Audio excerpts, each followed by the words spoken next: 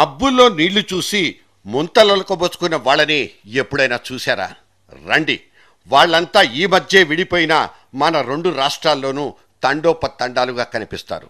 Election ఇయర్లో అప్పులు చేస్తే తిరిగి కట్టక్కర్లేదనే దుర్మార్గపు ఆలోచనలతో ఉట్టికెగిరిన చాలా మందికి ఇప్పుడు ఆకాశంలో చుక్కలు కనిపిస్తున్నాయి.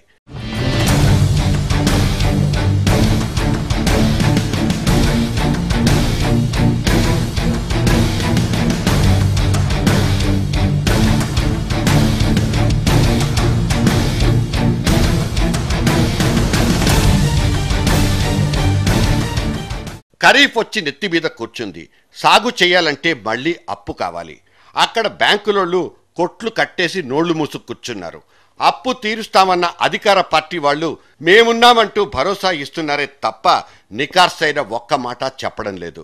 నిన్నటికి నిన్న శాసనసభ సాక్షిగా ఆంధ్రప్రదేశ్ ఆర్థిక మంత్రి యనమల రామకృష్ణుడు రైతులను ఉద్దేశించి ఓ మాట జారేశారు.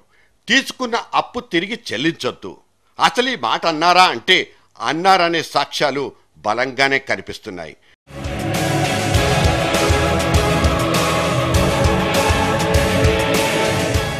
తీసుకున్న అప్పు తిరిగి చెల్లించకపోతే నోటీసులు ఇచ్చినోడు ఊరుకుంటాడా?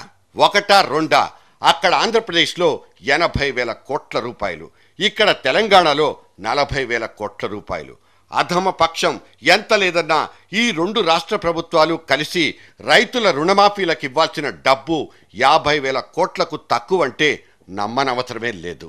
పైగా వీటి కథనంగా బంగారాన్ని కుదవపెట్టి బ్యాంకుల నుంచి పట్టుకొచ్చిన అప్పు కూడా తీర్చాల్సిందే, తప్పదు.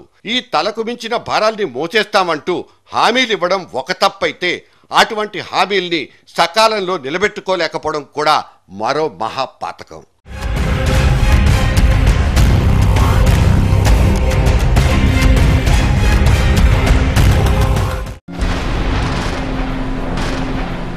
పోయినసారంటే కాస్త ఎక్కువగానే పడ్డ వర్షాలకు అక్కడక్కడ బోర్లు చెరువులు నిండాయి.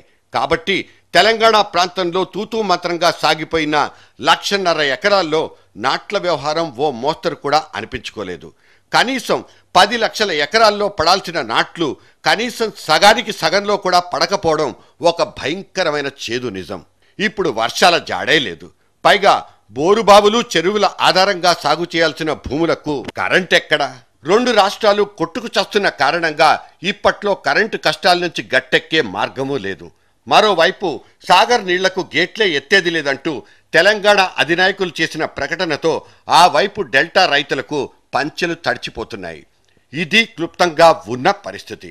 ఇంత భారీ ఎత్తున భయంకరంగా పెడబొబ్బలు పెడుతూ ఇక్కడ జనం బోరుబోరున ఏడుస్తుంటే వీడెవడో కొత్త పిచ్చోడైన కేంద్ర వ్యవసాయ శాఖ మంత్రి రాధా మోహన్ సింగ్ ఇక్కడికొచ్చి వ్యవసాయంలో విప్లవాలు తీసుకొస్తామంటూ ప్రకటన చేయడాన్ని ఏమందాం?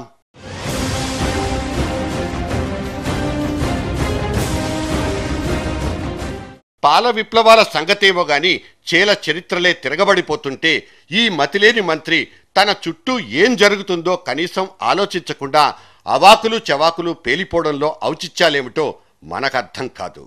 ఎవడైనా వచ్చినప్పుడు స్థానిక పరిస్థితులు సమస్యలు ఇక్కడి నేపథ్యాలు ఎరిగి మాట్లాడాల్సి ఉంటుంది.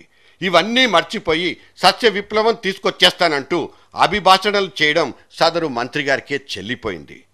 कि प्रधानमंत्री ग्राम सिंचाई योजना के तहत हम हर खेत को आने वाले समय में पानी पहुंचाने की व्यवस्था करें।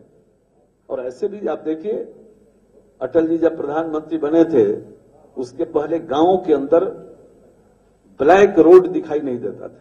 प्रधानमंत्री ग्राम सिंचाई सड़क योजना चली तब गांव के अंदर काली सड़क दिखाई देती. तो इसी प्रकार से सब खेत को पानी पहुंचे, इसके लिए प्रधानमंत्री नरेंद्र भाई मोदी का सपना, हम हर खेत को पानी पहुंचाएंगे और इसीलिए प्रधानमंत्री ग्रामीण सिंचाई योजना प्रारंभ करें. సరే, ఆ విషయాన్ని పక్కన పెడదాం. ఒకవైపు ఎల్నినో ప్రభావంతో కనిపించకుండా పోతున్న వర్షపాతం, మరోవైపు ఈ నెల 21వ తేదీ నుంచి భూమికి దగ్గరగా సూర్యుడు చేరుకోవడంతో పెరిగిపోతున్న ఉష్ణతాపంతో రైతులు ఉక్కిరి బిక్కిరే చస్తుంటే ప్రభుత్వాలు అత్యవసర పద్ధతిలో స్పందించాల్సి ఉంటుంది. ఇప్పటి వరకు ఉన్న పరిస్థితుల్ని గమనిస్తే సమీప భవిష్యత్తులో ఈ రైతు రుణ సమస్య ఒక్కొలిక్కొచ్చేలా కనిపించడం లేదు. యుద్ధ ప్రాతిపదికన రెండు రాష్ట్రాలు ఒళ్ళు దగ్గర పెట్టుకొని ఆ నీళ్లు నిప్పుల విషయంలో సర్దుబాట్లు చేసుకోకపోతే రైతులకు మళ్లీ దిక్కుతోచని పరిస్థితే. ఆ తర్వాత రెండు రాష్ట్రాల ముఖ్యమంత్రులు ఎన్ని ఆకులు పట్టుకున్నా వేస్ట్. ఇద్దరు చంద్రుల పాలనతో రెండు రాష్ట్రాలు చల్లగా ఉంటాయని కాస్తో కూస్తో నమ్మకాలు పెట్టుకున్న జనాలు వీళ్ల నిర్వాకాలతో పస్తులతో పడుకునే పరిస్థితే దాపురిస్తోంది.